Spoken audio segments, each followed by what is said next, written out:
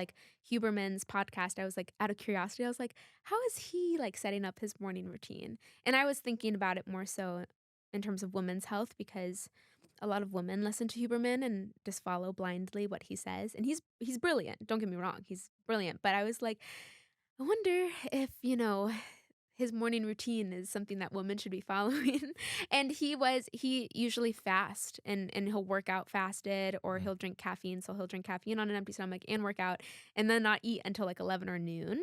Cortisol, cortisol, Yeah, cortisol. exactly. And so like I'm genuinely curious, and that's like a question that I have. Like I have a ton of questions, by the way. Like I am not this know-it-all and we should always be asking questions as humans. But like, is that really good for men? Because, yes, your testosterone is highest in the morning, and so you have more energy, but do you need to add more fuel to the fire then by having caffeine on an empty stomach? And just because you feel great, again, feeling great could just be running high on cortisol and adrenaline and noradrenaline. So, you know, is that a good thing? I don't Mm. think so. And so for women's health, I always say, and this isn't just me. This is just we have research to prove the efficacy of eating breakfast within 30 to 60 minutes of waking up to make sure that cortisol doesn't get too high because then that will just negatively impact other things throughout the day, such Mm. as our blood sugar and our insulin, our estrogen, progesterone, especially when done in like the long term.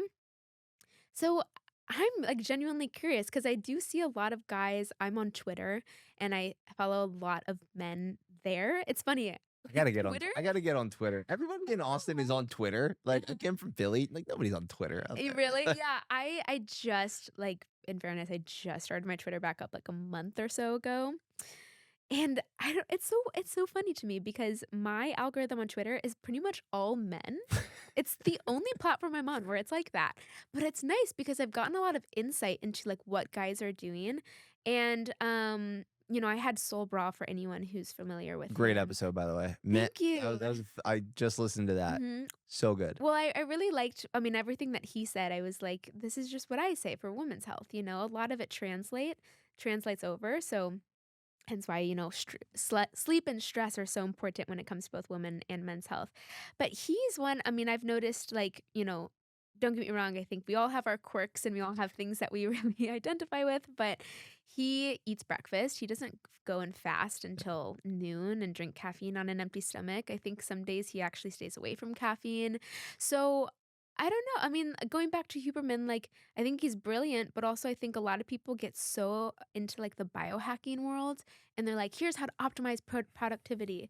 But at the expense of what? Mm. At the expense of your nervous system? Like, how is your sperm count and your sperm motility and your testosterone levels going to look after a few months of doing that? Waking up every morning really, really early, sacrificing your sleep so that you can wake up early.